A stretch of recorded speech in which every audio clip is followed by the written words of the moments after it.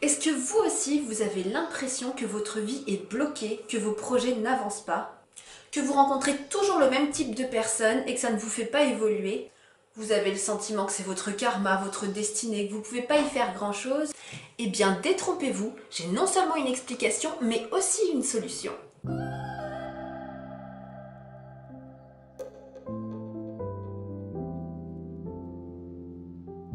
En ce moment, je suis en pleine introspection, c'est-à-dire que je m'étudie moi-même, j'analyse beaucoup de choses pour pouvoir justement débloquer certaines choses, certaines réactions pour pouvoir continuer à avancer. Nous sommes souvent prisonniers de notre ego. Qu'est-ce que c'est que l'ego? L'ego, c'est tout simplement notre part d'enfant qui a été blessée. Du coup, il y a des blessures du passé qui sont tellement profondes que dans votre vie d'adulte, ça vous bloque. Je pense que comme beaucoup, vous avez le sentiment que votre vie est un éternel recommencement. Vous avez l'impression que les choses reviennent tout le temps dans le même type de situation, le même type de relation qui revient en permanence. Il faut savoir que la vie est faite de cycles. Et tant que nous n'avons pas soigné telle ou telle blessure, telle ou telle douleur, épreuve dans un cycle, et bien dans le prochain cycle, ça se répète jusqu'à temps que vous ayez compris la leçon et que vous puissiez passer à autre chose. Quand on a guéri ces blessures, je peux vous certifier une chose, c'est que d'un coup, la vie vous semble plus fluide et plus simple. Ça vous facilite grandement la tâche. Pour ce faire, j'ai moi-même trouvé certaines solutions. Il faut savoir que dans la vie, il n'y a pas de hasard. Que ce soit les événements ou les rencontres, ça n'arrive absolument pas pour rien. Il y a un peu plus d'1 an, j'ai fait la rencontre d'une personne pendant une conférence. Cette personne est arrivée dans ma vie pile poil dans un moment extrêmement important.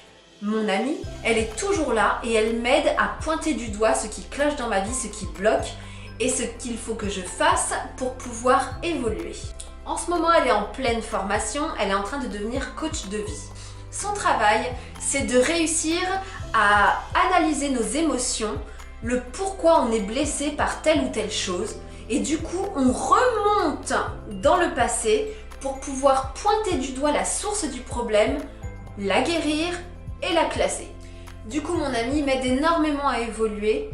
Et je pense que si on veut vraiment évoluer dans quelque chose, eh bien il faut trouver un thérapeute, une thérapie qui vous convienne réellement. J'ai essayé pas mal de choses qui m'ont déjà aidé à soigner quelques blessures, mais c'est vrai que nous ne sommes pas allés chercher en profondeur la base, la source du problème. Là, c'est justement le principe de ce type de thérapie, c'est d'aller vraiment chercher à la source et la classer une bonne fois pour toutes. On nous dit souvent que pour avancer, il faut regarder droit devant et pas en arrière.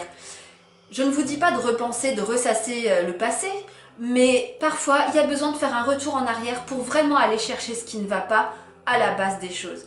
Dites-vous que ça peut même déjà se produire quand vous êtes dans l'utérus de votre maman.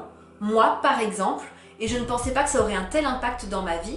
D'ailleurs, je vous ferai une vidéo un jour à ce sujet-là parce que j'ai découvert qu'on était très nombreux à vivre ça, mais j'avais une jumelle que mes parents ont perdue. Dans l'utérus, nous commençons déjà à créer des liens. Et du coup, le fait que ma jumelle ait disparu soudainement, eh bien, je me suis sentie extrêmement seule.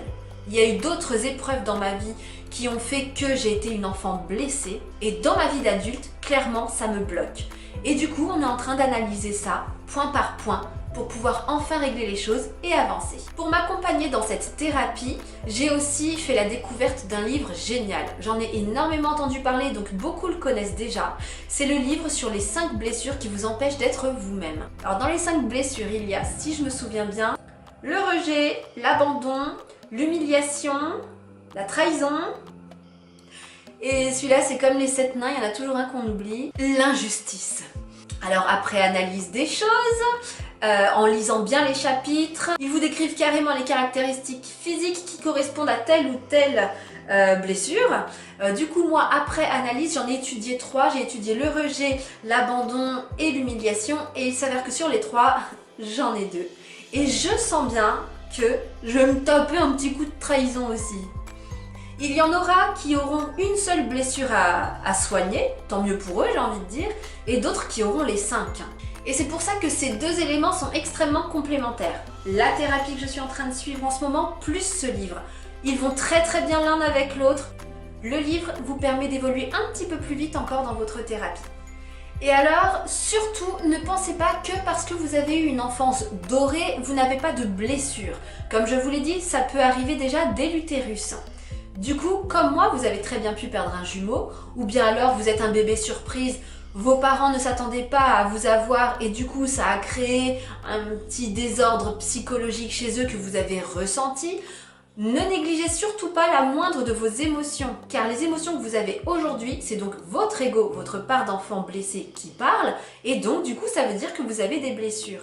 Il y a même des enfants qui se disent « Mais attends, mes parents sont formidables, ils m'ont toujours choyé, je suis tombée dans une famille magnifique. » Oui, et ça, tant mieux pour vous, j'ai envie de dire, mais attention, le fait parfois d'être trop protégé, trop choyé, eh bien ça peut aussi créer un étouffement et une blessure. Et ce qu'il y a de formidable aussi dans tout ça, c'est que moi, en tant que maman, au fur et à mesure que j'avance et dans ma thérapie et dans le livre, j'arrive aussi à analyser mes enfants. Je ne suis pas une maman parfaite, je fais aussi des erreurs. J'ai pu constater que chez ma deuxième fille, Agathe, j'avais le risque de déployer chez elle la blessure d'humiliation. Et oui, moi je suis une maman qui aime bien être tirée par quatre épingles, toujours nette, toujours propre, sortir toujours pomponnée, et je fais très attention à ce que mes filles soient aussi présentables. Ma fille, ma numéro 2, aime sortir en legging basket. Oh mon Dieu. Et moi je lui dis c'est hors de question, s'il te plaît, avec ton legging tu me mets une tunique, tu me mets des bottines, il faut qu'on se sente bien, qu'on soit jolie, qu'on soit présentable, c'est plus agréable pour les autres, c'est plus agréable pour soi. Enfin bref, je leur apprends entre guillemets à prendre soin d'elles. En tout cas moi c'est comme ça que je voyais les choses.